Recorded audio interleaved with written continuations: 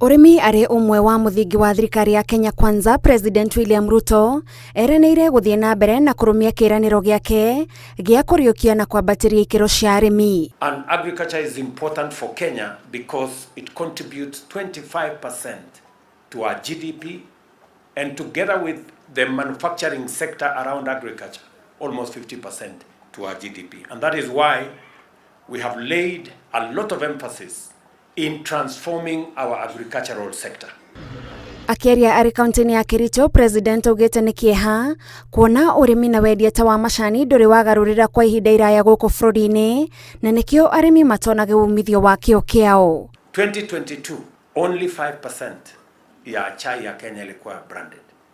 Only in 2 years, we have moved it from 5% to 9%. With this facility here, and with the facility we are going to start in Nairobi, it is my intention that we move it now from 9% to 20% in the next 2 years. And progressively to 50%. Hamwe na marĩa thirikari eranĩire gwĩka nĩ gwaka ceceni ya hamwe ya gũteithĩrĩria ithĩi cia macani kwagĩrithia ikĩro mbere ya kwendia macani mabũrũri ma nanja. Nimeambiwa ya kwamba mnahitaji karibu shilingi bilioni 1.5 kuweka facility ya common user kule eastern part of the country, na hapa mnahitaji shilingi milioni 500, so hiyo ni karibu shilingi bilioni 2. Kwa hiyo bilioni 2 nyinyi mtatoa bilioni 1, sisi tutatoa bilioni 1.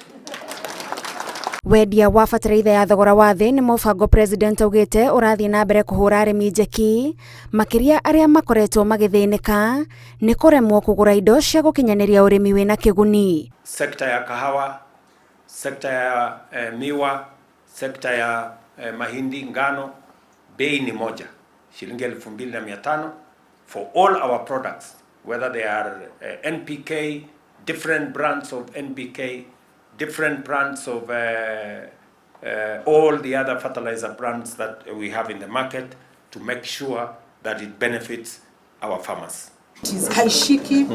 Ngĩribotera Inooro TV, njĩtagwo Gathoni Wanjihia.